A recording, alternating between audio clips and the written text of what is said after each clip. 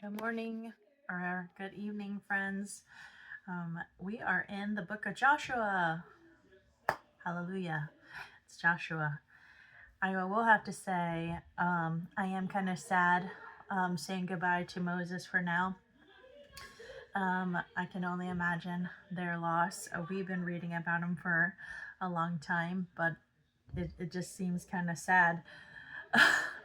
Obviously, but they traveled with him for a long time, 40 years, and so it's just kind of sad. Anyways, so today is our first day in the book of Joshua, Joshua chapter 1. We had a good night at church with Pastor Randy King preaching this evening out of the book of Job, and it was really a good time in the house of the Lord. See me with my crossing my arms again. So let's get right into the word, and we'll begin in Joshua chapter 1. Now after the death of Moses, the servant of the Lord, it came to pass that the Lord spake unto Joshua, the son of Nun, Moses' minister, saying, Moses my servant is dead. Now therefore arise, go over this Jordan, thou and all this people, unto the land which I do give to them, even to the children of Israel. Every place that the sole of your foot shall tread upon, that have I given unto you, as I said unto Moses. From the wilderness and this Lebanon, even unto the great river, the river Euphrates, all the land of the Hittites, and unto the great sea, toward the going down of the sun, shall be your coast. There shall not any man be able to stand before thee all the days of thy life, and I was with Moses, so I will be with thee. I will not fail thee nor forsake thee. Be strong and of good courage, for unto this people thou shalt divide for an inheritance the land which I swear unto their fathers to give them. Only be thou strong and very courageous, that thou mayest observe to do according to all thy law which Moses my servant commanded thee. Turn not from it to the right hand or to the left, that thou mayest prosper whithersoever thou goest. This book of the law shall not depart out of thy mouth, but thou shalt meditate therein day and night, that thou mayest observe to do according to all that is written therein.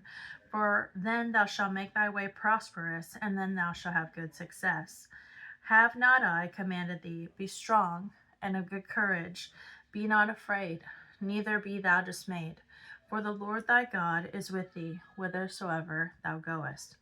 Then Joshua commanded the officers of the people, saying, Pass through the host, and command the people, saying, Prepare your victuals, for within 3 days ye shall pass over the Jordan to go in to possess the land which the Lord your God giveth you to possess it.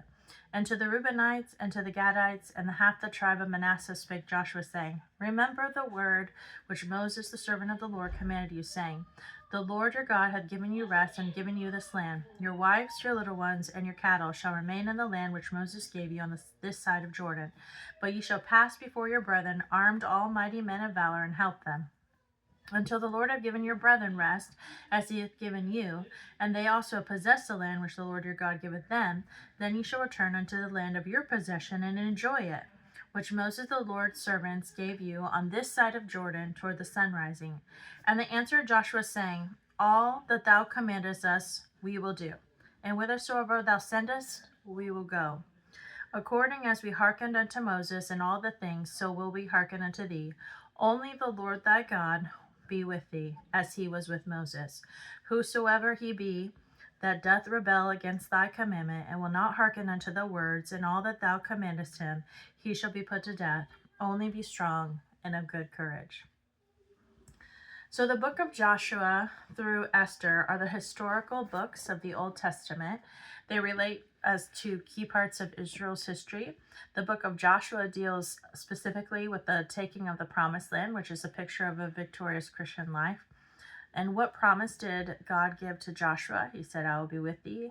I will not fail thee, nor forsake thee. How many times in Joshua did God tell Joshua to be strong and courageous?